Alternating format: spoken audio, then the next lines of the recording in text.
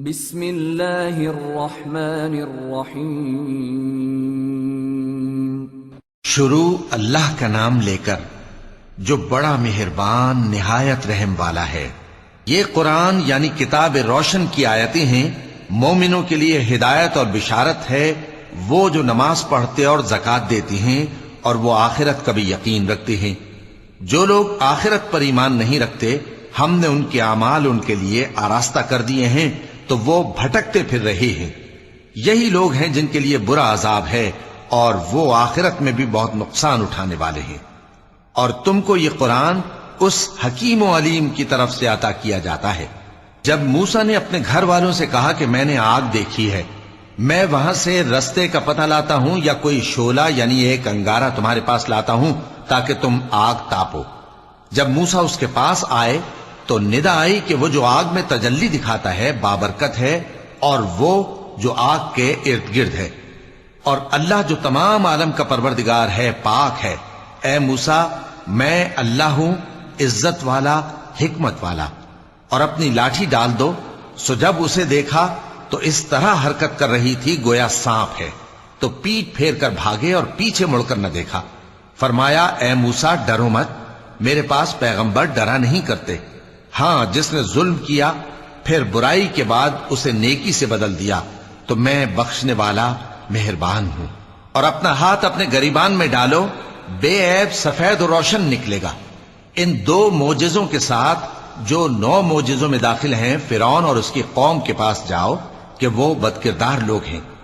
پھر جب ان کے پاس ہماری روشن نشانیاں پہنچیں تو کہنے لگے یہ کھلا جادو ہے، اور بے انصافی اور غرور سے ان کو ماننے سے انکار کیا، جبکہ ان کے دل ان کو مان چکے تھے۔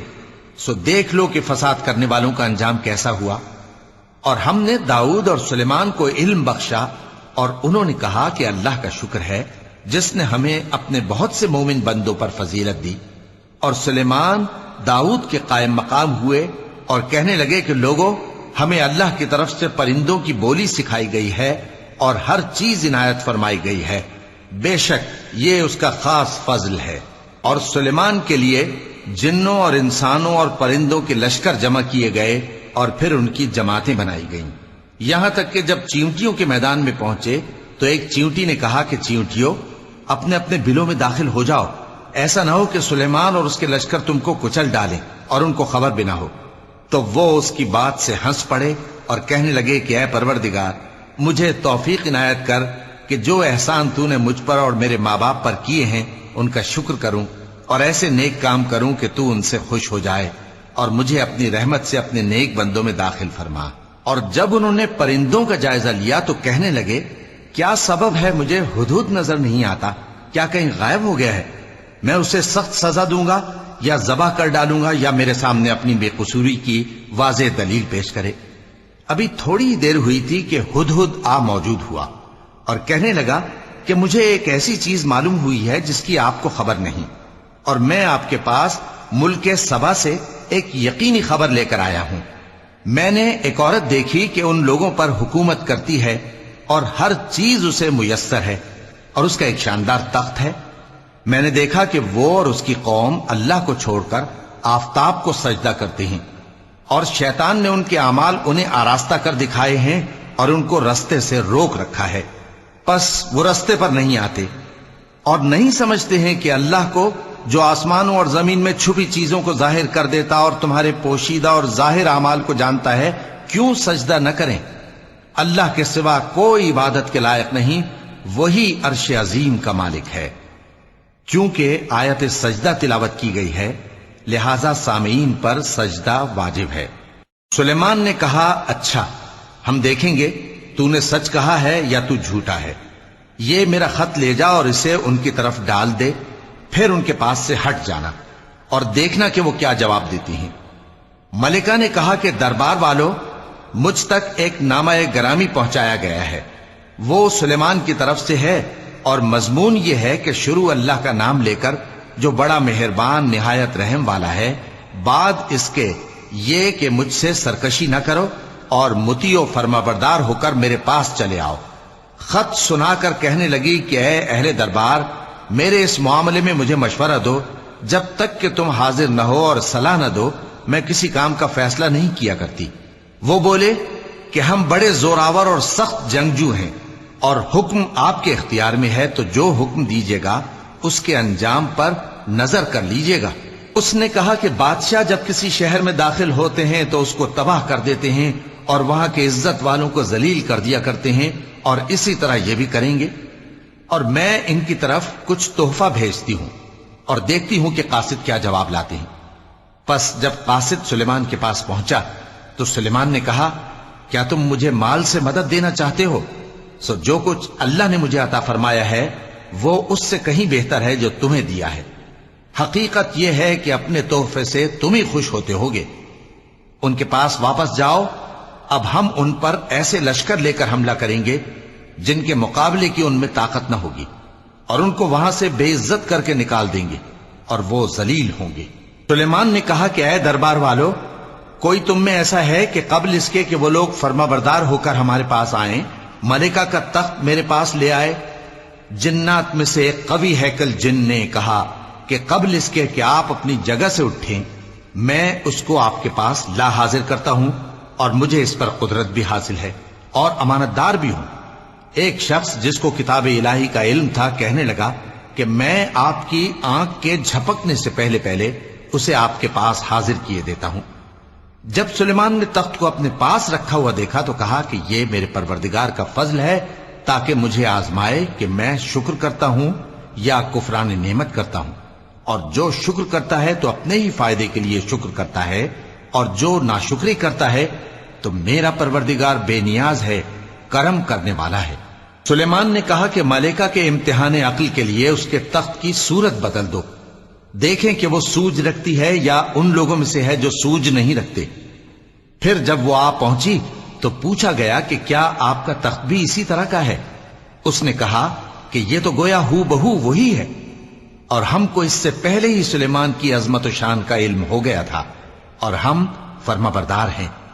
اور وہ جو اللہ کے سوا دوسروں کی پرستش کرتی تھی، سلیمان نے اس کو اس سے منع کیا کہ وہ کافروں میں سے تھی۔ اس کے بعد اس سے کہا گیا کہ محل میں چلیے۔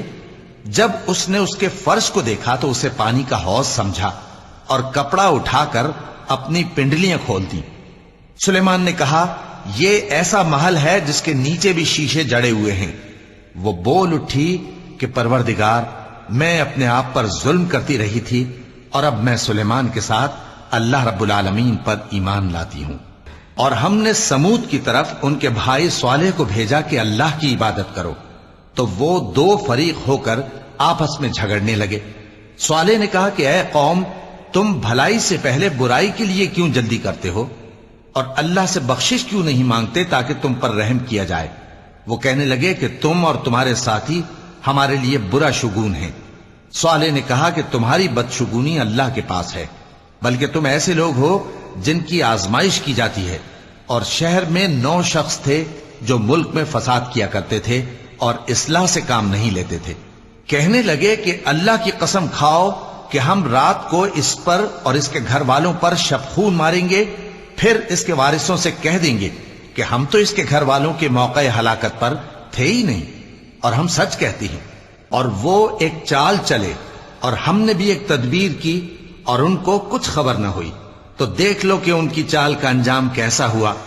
ہم نے ان کو اور ان کی قوم سب کو ہلاک کر ڈالا۔ اب ان کے یہ گھر ان کے ظلم کے سبب تلپٹ پڑے ہیں۔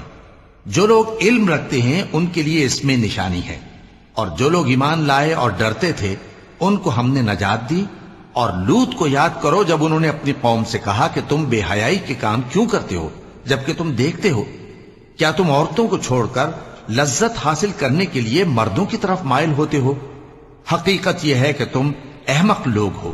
تو ان کی قوم کے لوگ بولے تو یہ بولے، اور اس کے سوا ان کا کچھ جواب نہ تھا کہ لوط کے گھر والوں کو اپنے شہر سے نکال دو، یہ لوگ پاک بننا چاہتے ہیں۔ تو ہم نے ان کو اور ان کے گھر والوں کو نجات دی، مگر ان کی بیوی کہ اس کی نسبت ہم نے مقرر کر رکھا تھا کہ وہ پیچھے رہنے والوں میں ہوگی۔ اور ہم نے ان پر مے برسایا، سو جو مے ان لوگوں پر برسا جن کو متنبع کر دیا گیا تھا برا تھا۔ کہہ دو کہ سب تعریف اللہ ہی کے لیے ہے، اور اس کے ان بندوں پر سلام ہے جس کو اس نے منتخب فرمایا، بھلا اللہ بہتر ہے یا وہ جن کو یہ اس کا شریک بناتے ہیں؟ بھلا کس نے آسمانوں اور زمین کو پیدا کیا اور کس نے تمہارے لیے آسمان سے پانی برسایا؟ پھر ہم نے اس سے سرسبز باغ اگائے، تمہارا کام تو نہ تھا کہ تم ان کے درختوں کو اگاتے؟ تو کیا اللہ کے ساتھ کوئی اور بھی معبود ہے؟ ہرگز نہیں، بلکہ یہ لوگ رستے سے الگ ہو رہے ہیں۔ بھلا کس نے زمین کو قرارگاہ بنایا اور اس کے بیچ نہریں بنائیں اور اس کے لیے پہاڑ بنائے، اور کس نے دو دریاؤں کے بیچ اوٹ بنائی؟ یہ سب کچھ اللہ نے بنایا، تو کیا اللہ کے ساتھ کوئی اور معبود بھی ہے؟ ہرگز نہیں، بلکہ ان میں اکثر علم نہیں رکھتے۔ بھلا کون بے قرار کی التجا قبول کرتا ہے جب وہ اس سے دعا کرتا ہے، اور کون اس کی تکلیف کو دور کرتا ہے، اور کون تم کو زمین میں اگلوں کا جانشین بناتا ہے؟ یہ سب کچھ اللہ کرتا ہے، تو کیا اللہ کے ساتھ کوئی اور معبود بھی ہے؟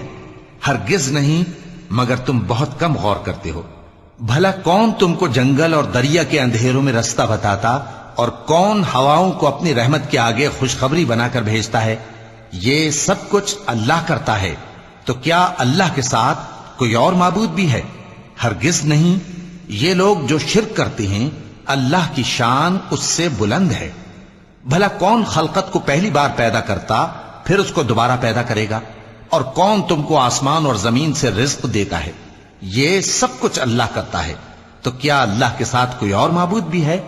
ہرگز نہیں۔ کہہ دو کہ مشرکو، اگر تم سچے ہو تو دلیل پیش کرو۔ کہہ دو کہ جو لوگ آسمانوں اور زمین میں ہیں اللہ کے سوا غیب کی باتیں نہیں جانتے، اور نہ یہ جانتے ہیں کہ کب زندہ کر کے اٹھائے جائیں گے، بلکہ آخرت کے بارے میں ان کا علم ختم ہو چکا ہے، بلکہ یہ اس کی طرف سے شک میں ہیں، بلکہ یہ اس سے اندھے ہو رہے ہیں۔ اور جو لوگ کافر ہیں کہتے ہیں کہ جب ہم اور ہمارے باپ دادا مٹی ہو جائیں گے تو کیا ہم پھر قبروں سے نکالے جائیں گے؟ یہ وعدہ ہم سے اور ہمارے باپ دادا سے پہلے سے ہوتا چلا آیا ہے، کہاں کا اٹھنا اور کیسی قیامت؟ یہ تو صرف پہلے لوگوں کی کہانیاں ہیں۔ کہہ دو کہ ملک میں چلو پھرو، پھر دیکھو کہ گناہگاروں کا انجام کیا ہوا ہے، اور ان کے حال پر غم نہ کرنا، اور نہ ان چالوں سے جو یہ کر رہے ہیں تنگ دل ہونا۔ اور کہتے ہیں کہ اگر تم سچے ہو تو یہ وعدہ کب پورا ہوگا؟ کہہ دو کہ جس عذاب کے لیے تم جلدی کر رہے ہو شاید اس میں سے کچھ تمہارے نزدیک آ پہنچا ہو، اور تمہارا پروردگار تو لوگوں پر فضل کرنے والا ہے، لیکن ان میں سے اکثر شکر نہیں کرتے۔ اور جو باتیں ان کے سینوں میں پوشیدہ ہوتی ہیں اور جو کام وہ ظاہر کرتے ہیں، تمہارا پروردگار ان سب کو جانتا ہے۔ اور آسمانوں اور زمین میں کوئی پوشیدہ چیز نہیں ہے مگر یہ کہ وہ ایک کتاب روشن میں لکھی ہوئی ہے۔ بے شک یہ قرآن بنی اسرائیل کے سامنے اکثر باتیں جن میں وہ اختلاف کرتے ہیں بیان کر دیتا ہے، اور بے شک یہ مومنوں کے لیے ہدایت اور رحمت ہے۔ تمہارا پروردگار قیامت کے روز ان میں اپنے حکم سے فیصلہ کر دے گا، اور وہ غالب ہے، علم والا ہے۔ تو اللہ پر بھروسہ رکھو، تم تو صاف حق پر ہو۔ کچھ شک نہیں کہ تم مردوں کو بات نہیں سنا سکتے، اور نہ بہروں کو جبکہ وہ پیٹ پھیر لیں آواز سنا سکتے ہو، اور نہ اندھوں کو گمراہی سے نکال کر رستہ دکھا سکتے ہو۔ تم تو انہی کو سنا سکتے ہو جو ہماری آیتوں پر ایمان لاتے ہیں، پھر وہ فرما بردار ہو جاتے ہیں۔ اور جب ان کے بارے میں عذاب کا وعدہ پورا ہوگا تو ہم ان کے لیے زمین میں سے ایک جانور نکالیں گے جو ان سے باتیں کرے گا۔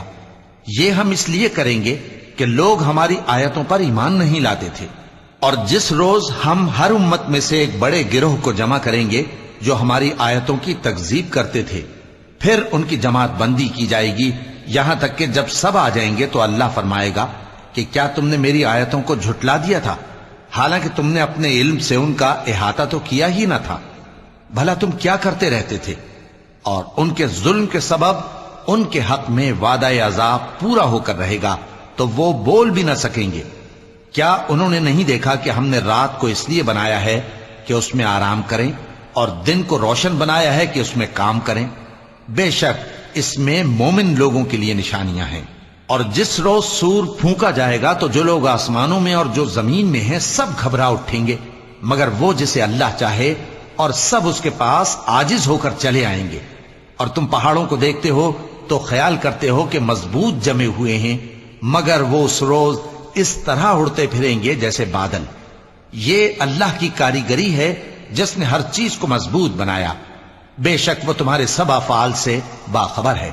جو شخص نیکی لے کر آئے گا تو اس کے لیے اس سے بہتر بدلہ تیار ہے، اور ایسے لوگ اس روز گھبراہٹ سے بے خوف ہوں گے، اور جو برائی لے کر آئے گا تو ایسے لوگ اوندھے منہ دوزخ میں ڈال دیے جائیں گے۔ تم کو تو انہی اعمال کا بدلہ ملے گا جو تم کرتے رہے ہو۔ کہہ دو مجھ کو یہی ارشاد ہوا ہے کہ اس شہر مکہ کے مالک کی عبادت کروں جس نے اس کو محترم بنایا ہے، اور ہر چیز اسی کی ہے، اور مجھے یہ بھی حکم ہوا ہے کہ میں فرما بردار رہوں، اور یہ بھی کہ قرآن پڑھا کروں۔ اب جو شخص راہ راست اختیار کرتا ہے تو اپنے ہی فائدے کے لیے اختیار کرتا ہے، اور جو گمراہ رہتا ہے تو کہہ دو کہ میں تو صرف خبردار کرنے والا ہوں۔ اور کہو کہ اللہ کا شکر ہے وہ تم کو عنقریب اپنی نشانیاں دکھائے گا تو تم ان کو پہچان لو گے، اور جو کام تم کرتے ہو تمہارا پروردگار ان سے بے خبر نہیں ہے۔ صدق اللہ العظیم۔